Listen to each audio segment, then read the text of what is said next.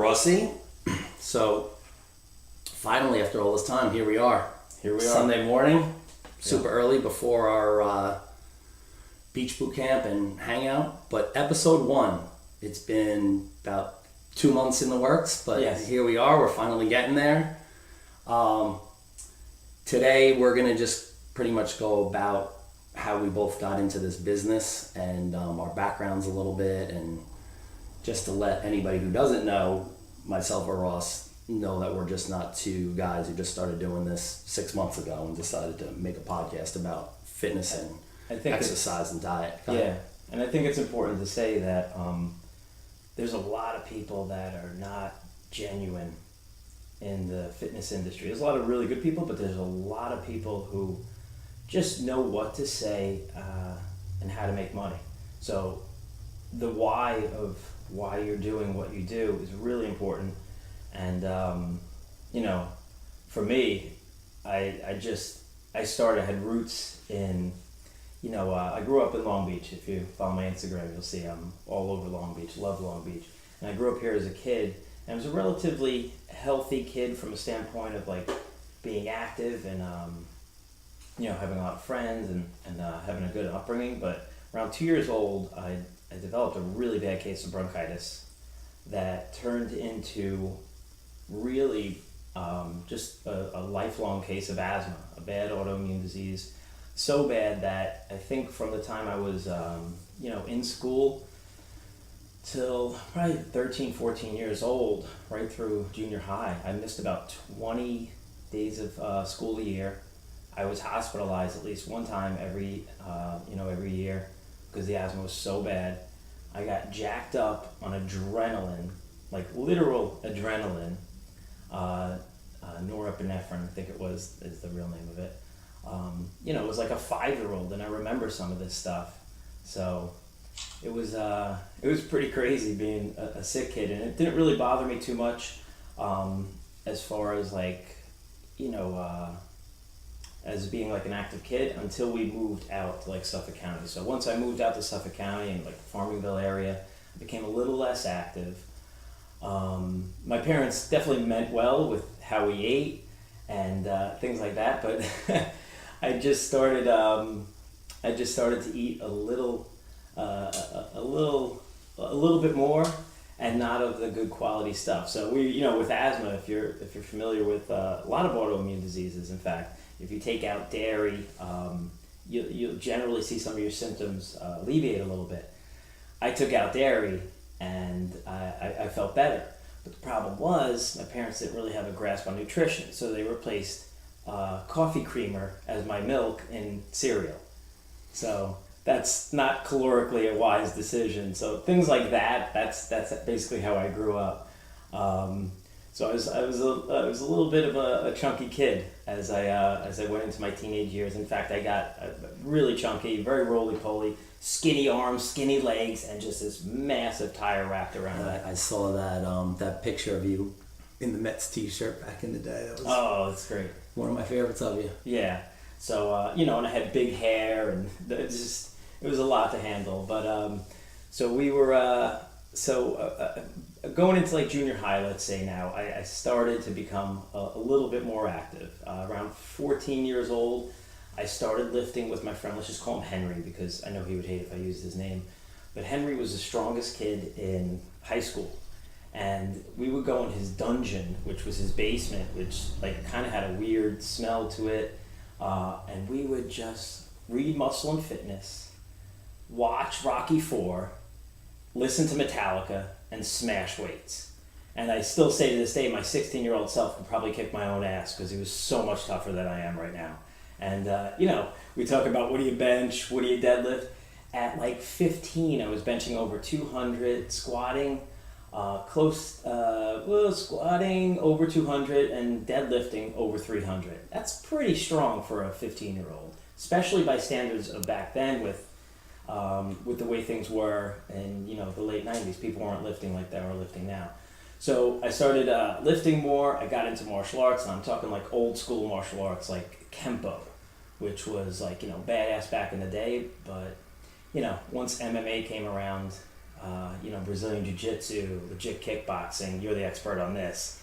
A lot of those old school martial arts, what happened? We'll have an episode on that where we'll bring in our good friend Med Russ on that one, and we'll talk some good MMA. Yeah. So I definitely became more active. I got a good foundation, in weightlifting. I was doing the martial arts, which was so good, getting my conditioning up, but I still had this asthma where every once in a while I would get floored. I'd get an asthma attack. I couldn't breathe. I felt like I was going to freaking die.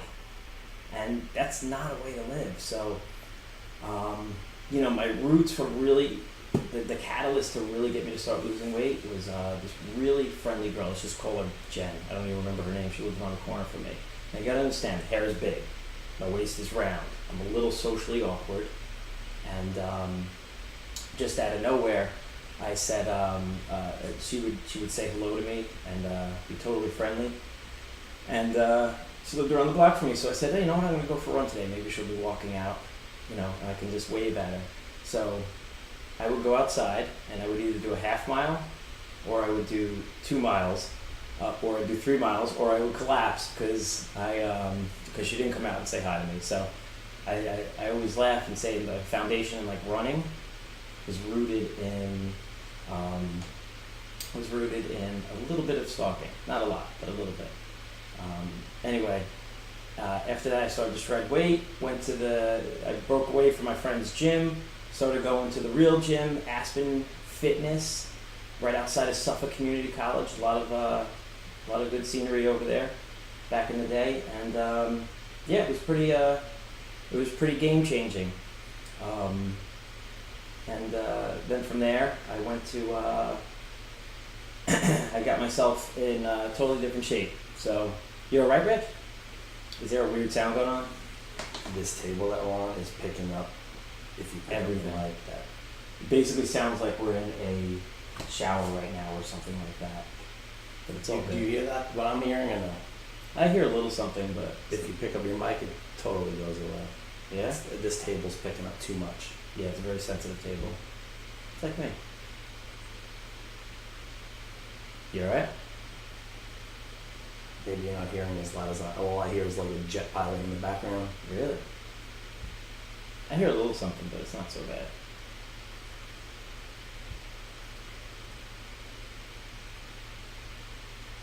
On Instagram, we're probably going to edit this part out.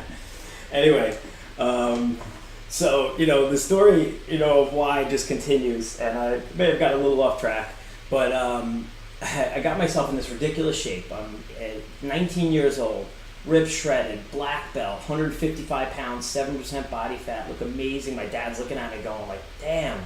It's like, you look amazing. He's like, I got some Mets tickets. Why don't we go to a game? I got the 4 seats right on the railing. I'll get 2 seats for you and a friend right behind, and that's what we ended up doing. Me and my friend went to the Met game. So I get to the Met game, and my friend says, "Hey, where's your dad?" I say, "See right up there, right up by the railing? That's where my dad sits." Woman turns around and says to me, "What does your dad look like?" And I say, gray hair, overweight." She goes, he was taken off on the field. And right then and there, one of his coworkers tapped me on the back and said, "You think your father had a heart attack?" Brought him to the hospital. And he did, and it was a fatal heart attack. So that's where my why starts to come in. After that, I had no regrets that, I never tried to drag my dad to the gym.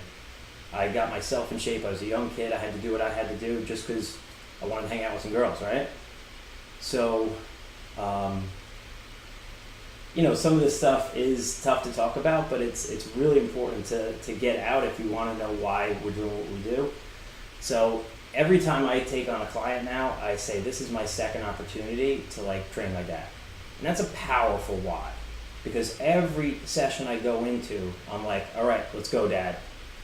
So when I do have my actual dads and I train them and I get them super fit, I know they're not going to have a similar fate to my dad. My dad was a great guy, had a lot of issues.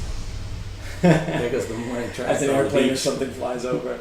My dad had some, he had some things going on. You could write a book about his life, but he was a great guy. But you've got to learn from experiences like his, and as the podcast goes on, maybe I'll share more stories. But you can only do so much to your body. You have to make the right decisions on what you eat. You have to move, and you have to keep a positive or some sort of stress management type mindset where you're not letting things eat you up alive. You gotta be happy, man. I mean, there's a lot to be grateful for in this world, even with all the crazy stuff that's going on.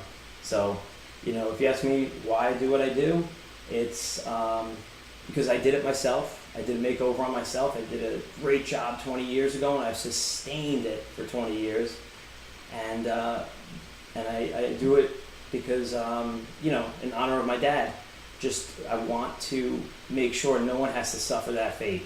And if there's an intervention to be had, then I'm going to make it happen. So, I like it, buddy. That's my why.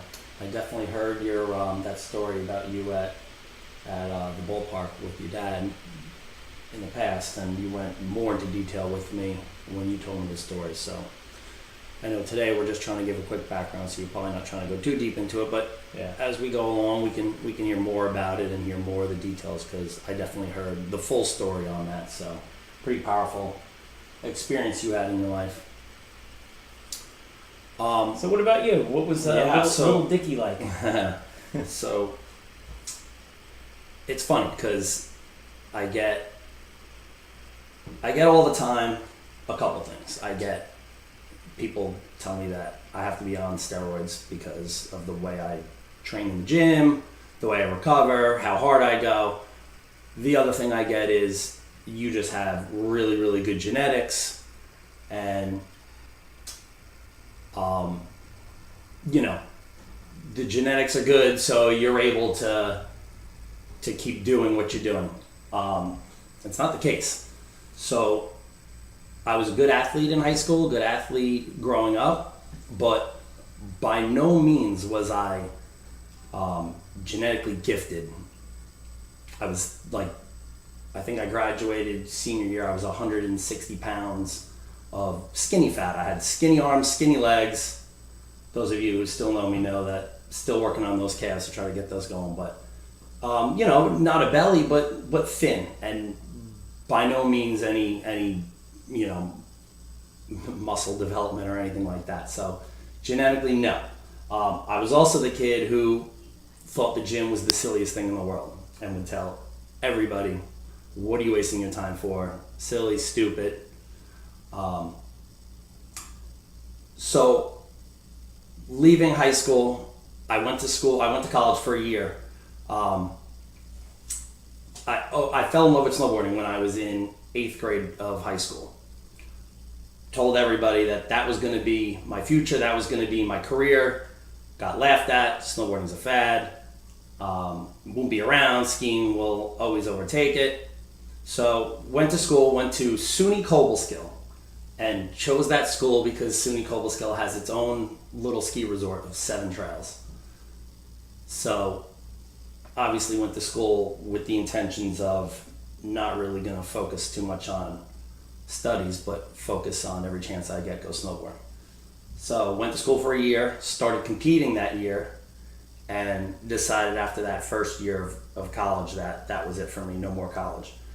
Came home, told my mom I'm dropping out of school and I'm gonna go be a snowboarder. So obviously that wasn't the greatest thing in the world. Yeah. Hearing from your mom, what the hell are you doing?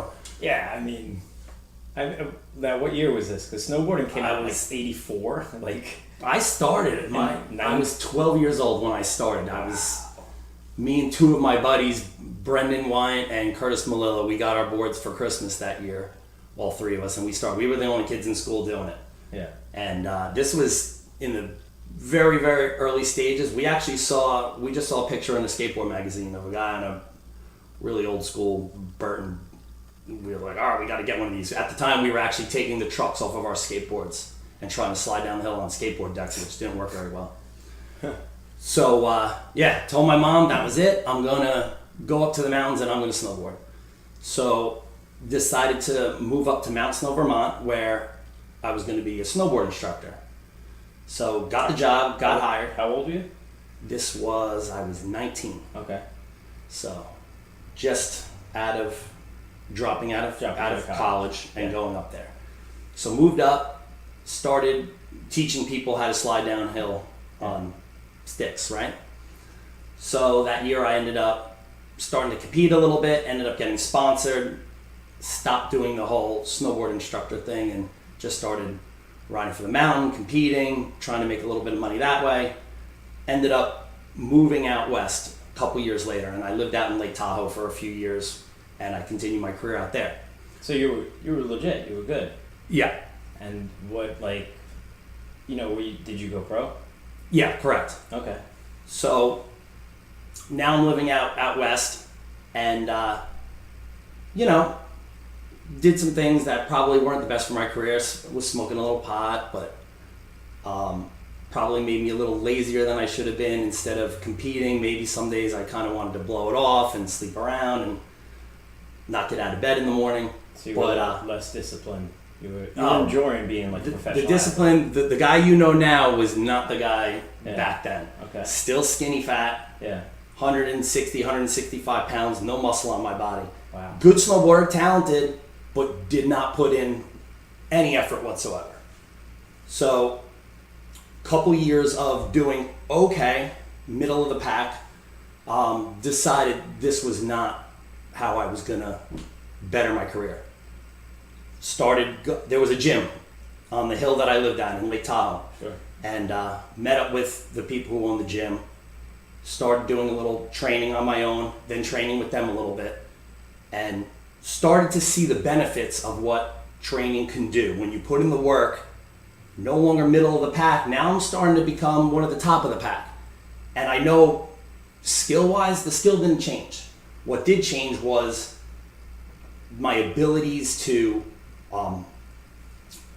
with the muscle that I was developing, I was becoming stronger, I was becoming a little faster. My conditioning got better. I competed in an event called border cross where conditioning is really, really important. Getting to the bottom of a mile-long border cross track, and everybody's completely out of breath at the bottom.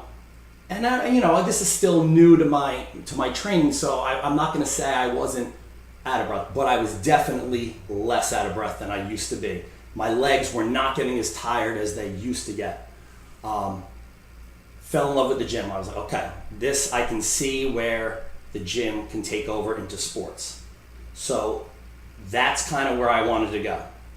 So fast forward 2 more years, and I had a really, really bad injury in a big air event, which was the Vans Triple Crown. That was in 1990, either 97 or 98. Oh wow, what was the injury? So what happened was, Sierra Tahoe, which was the mountain that I rode for, was they were the host mountain of the event. So they built this monstrosity of a jump. It was a 70-foot tabletop. The problem with the distance you had to clear was the takeoff was built almost like a quarter pipe. It was pretty much vertical. So it really wasn't built proper. For the amount of distance you had to clear, there was just too much pitch to it. So the pros get to the mountain, no one wants to hit this thing. The problem with me is I was 24, almost 25 at the time. I'm the guy who's like, whatever, it's fine, let's go do it. So of course I hike up, I come down, figure out the speed that I'm gonna need to clear this thing, hit it full speed. The impact of the takeoff was the force was so strong that my foot ripped out of the binding. Oy. So I'm upside down, twisting in the air, 1 foot in the binding, one completely out. So my legs are split up in the air, spinning around. All I can see is as I'm twisting, I see people below me, and the last things I can remember is the look on people's faces. I clear the entire deck, the 70-foot deck. I clear 3/4 of the landing, and I land at the bottom of the landing on the back of my head. Kind of with, like, anybody who's a WWE fan, a back suplex. Yeah. That's kind of how I landed. Feet back, scorpion Brock style. Lesnar, like, right on your head. Yeah, exactly. Yeah. So I hit the ground. I feel like this, kind of like this surge up my spine. And it's very hard to describe now, like the feeling that it was. It was it was almost like a shock and like this tingling and this burn that went from my lumbar all the way up to like the back of my neck. So I laid there for a second thinking like, holy crap. It's funny. I always told my mom when I started competing and doing all that, one thing that I never want to be is I never want to be paralyzed. And I don't know why this was something I always worried me, but I'm laying at the bottom of the mountain and I start to like try to get up to move and I'm not moving. So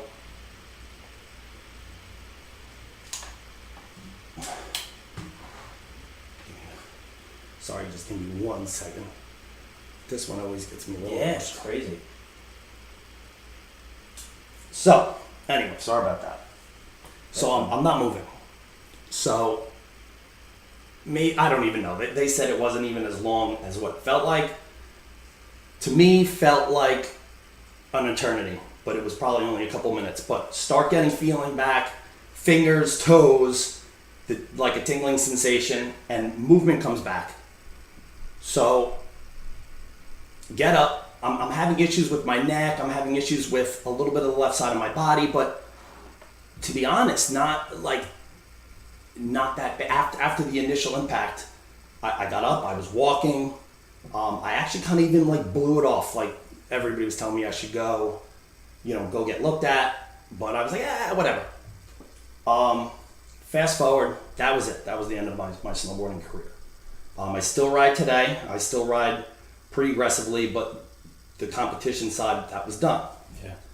So, moved back home, have no idea what I'm going to do with my life at this point. Started bartending a little bit, and then got the idea, look, when I was snowboarding, exercise, eating right, getting stronger, it helped my career so much. I had people helping me do it. This is something that I wanted to do for other people. So I got into the business. That was my why. Yeah.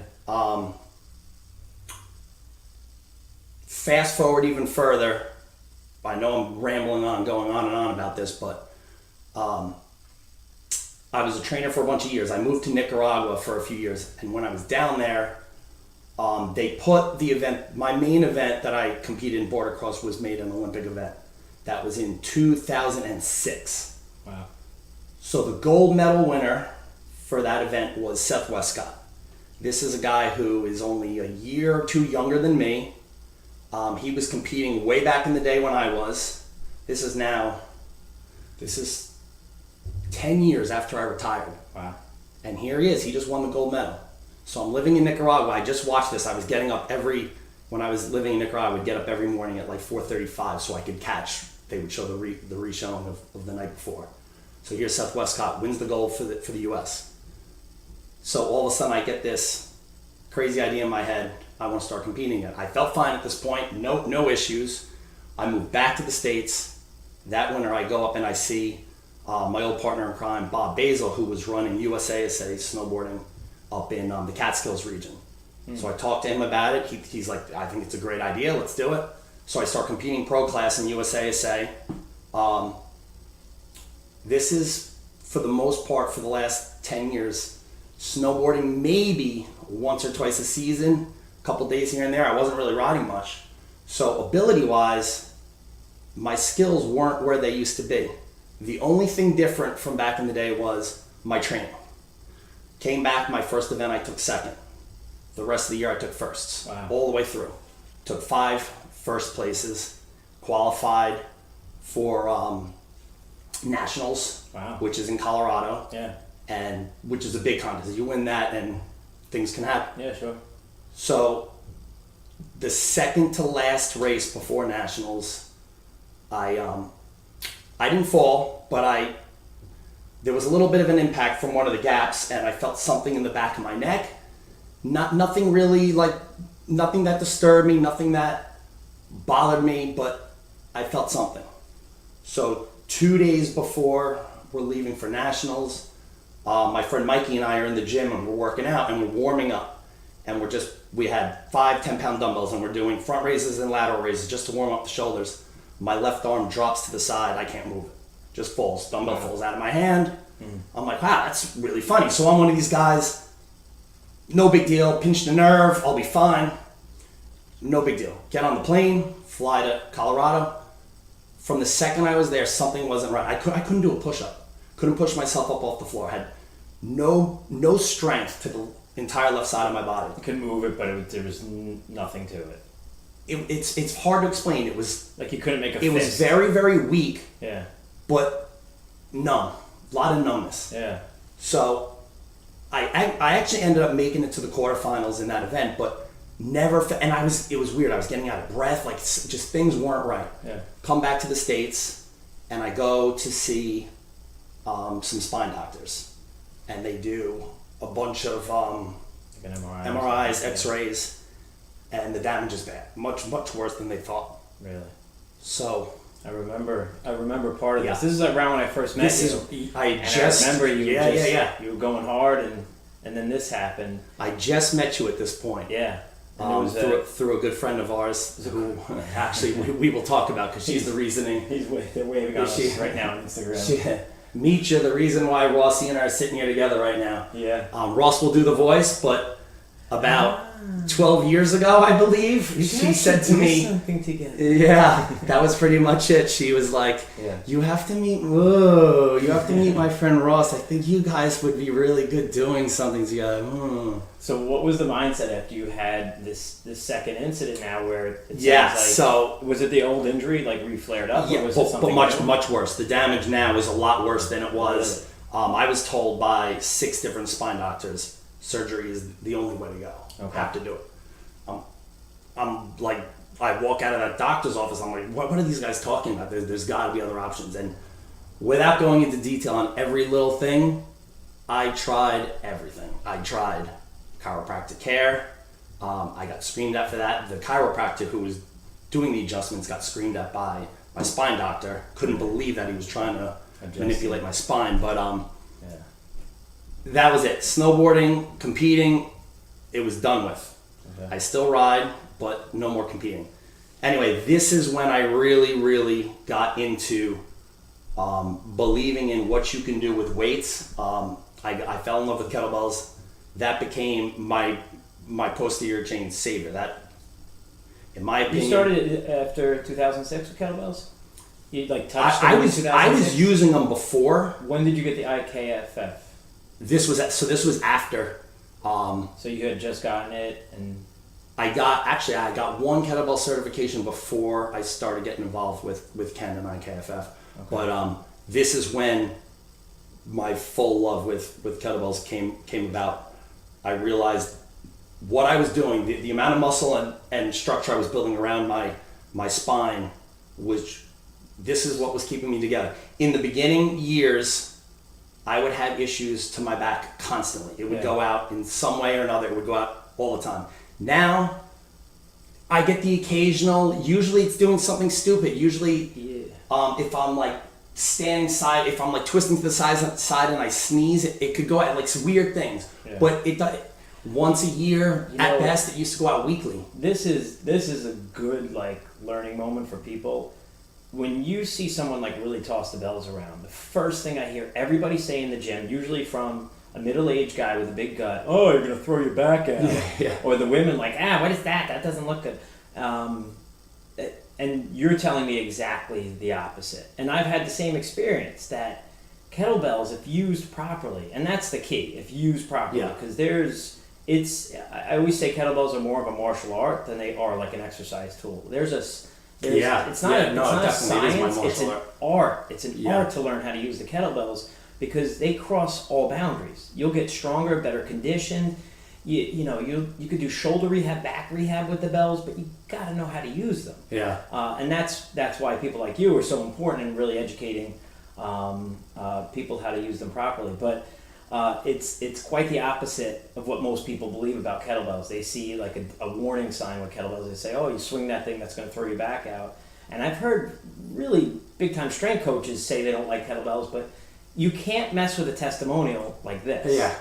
Especially since I know you've shown this to some doctor clients of yours, your X-rays, and they're blown away, and they say this has to be I actually, one of my clients is a really, really good physical therapist. He actually wants to do something with me in the future. He wants to either do a book or he wants to do something where we partner up. But I see him once in a while. If I have an issue, I'll go to him. But he's a client of mine, and we talk about it all the time. And he's seen my MRIs, and he can't get over the fact that the damage that I had where I'm at today.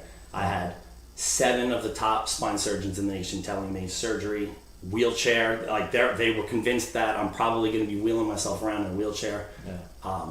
Those of you who know me now, I'm far away from sitting in a wheelchair, and I promise you that's how it's always going to be. You know, that's a really powerful story, because you see athletes that have things like this happen and they're never the same. I would argue that you could, you know, I had a comment earlier where I was like, my 15-year-old self could kick my ass. I'm almost 45. I will kick the shit out of the 22-year-old version of myself. No questions. That's what's funny about it. Pick him up, beat him up, throw him in the water, drown him, smack him around, choke him out. Yeah, and run circles around him. If you ever, if you ever get to see Rich in the gym, I mean, it's not uncommon for him to be working out with guys 20 years younger, and they just can't keep up. So, and that's a result of hard work, eating right, great programming, and nothing else. That's it. It's you know, what we keep talking about by sharing these stories is that, you know, there's no big secret. You might hear this a lot too. It's you need resistance on your body. That's why we named the podcast Strength, Health, Everything. If you get stronger, and that can mean a couple different things, right? There's different types of strength: mental strength, physical strength. But if you just start getting stronger with your big primal lifts, your squat, your deadlift, your bench press, your shoulder press, your pull-ups, your bent over rows, and then you flare, you just throw some other things in with that. Just start simple. Yeah. It's not as complicated as we want to That's believe the problem. it. That's a lot of what's going on in this fitness world. That I feel like they're trying to complicate things, trying to make things harder than they need to be. With diet and with exercise, with both. But this is why me and Ross are doing this. We're gonna knock down some walls and explain to people that things don't have to be so hard. Yeah. We might offend some people along the way. We're not trying to. Well, listen, you know, when we talk about different types of exercise, like a bar burn or Pilates or yoga, I'm not, you know, and this is me talking, you know, there's value in everything, but you just have to make sure what your goals are aligned with what you're doing. So if your goal is to put, 5 pounds muscle on and lose 10 pounds, Pilates might not be your best option, right? It's not your best option. It's good for other things, and I have clients that work it as a supplement to what we do, and it's good for that. We'll actually have our friend Mike come on and talk about Pilates and what it's good for and how it works, and go into that a little bit more, because listen, I'm not a Pilates expert. I got certified in the mat work 15 years ago, so I can tell you it has roots in like physical therapy. But as far as game-changing stuff, you need good old-fashioned weightlifting. And, we'll go more into diet, because, the diet fad world is just crazy right now. And I want to make a point to say that, it might sound like we're picking on things. We're not picking on anything. We just want to point out that, there are some problems with approaching diet and exercise and getting your information from people who are really trying to sell you something. Yeah, exactly. We're not, hopefully this podcast becomes crazy. We're still learning. So, stay with us. It'll get better every single time. But, we're not selling you anything. This is very genuine. That's why we said episode 1's just got to be about us telling our story. Me being an unhealthy kid, experiencing what I experienced with my dad, and just, using that momentum and that tragedy to propel me forward, and to also keep myself as fit as possible. Rich to, tell his story of how, he was almost paralyzed, and this stuff brought him back from that and made him strong. And the same thing, like I'm 40, he's 44. We've been doing this for 20 plus years, and we've been sustaining. We didn't have, we're not like someone who's born again in the fitness world, lost 100 pounds, and now they're the authority. No, what we've been doing has been keeping us fit for 20 years. So it's really hard for us to sit back and, here's some 24-year-old on Instagram who's, doing keto and taking juice at the same time, tell you what you should be doing, and how you should be eating. No, you can't do that.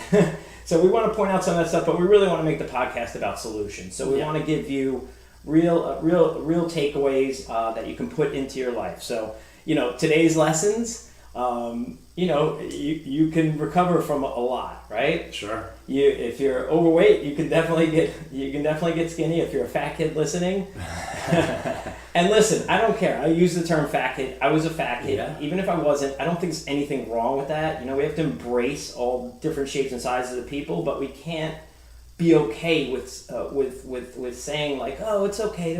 No, we need to be fit and we need to be healthy.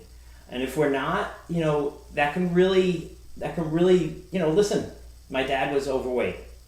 My dad didn't eat right and he didn't exercise and he had his fate was sealed with a heart attack at the age of 52. Yeah. And we don't want that to happen to anybody. So people have to be made aware that, something's wrong. You're not eating right, you're not exercising. Could it be a thyroid issue? Sure, it could be. But you know what? Most of the time it's not. Chances are. It's because you're eating shitty food, you need to change that. And it's really, we can't say it enough, but it's really not rocket science. You just got to eat more things that, more plants, clean meats, and stop eating stuff that comes in a box, just clean it up and just start moving. Anyway, Rich, would you have any closing? Yeah, listen, like Ross said, we're new at this. This is episode 1. Hopefully it wasn't too boring. We really wanted episode 1 to just be a little bit of a background on the two of us.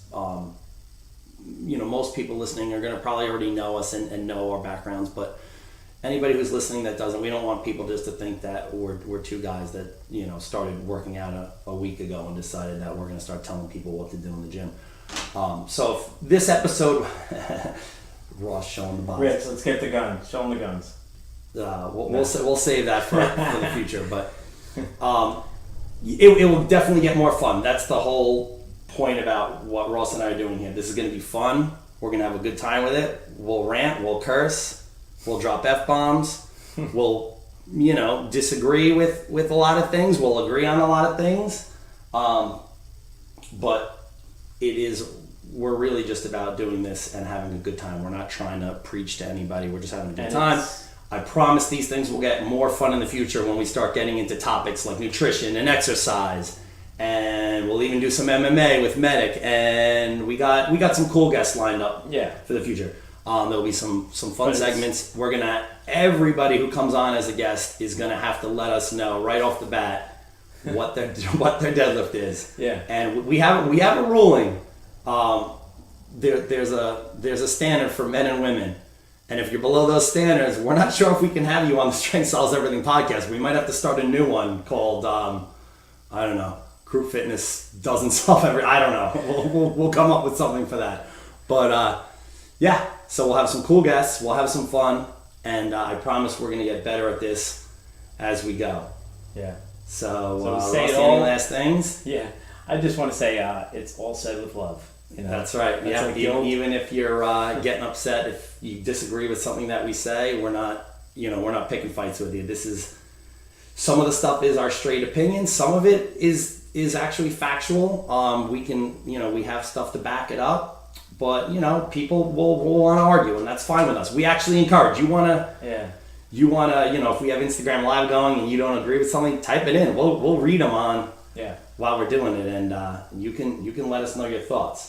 But until next time, guys, next week we will. I think we're gonna go into a little bit of exercise, and gym etiquette, that kind of a thing.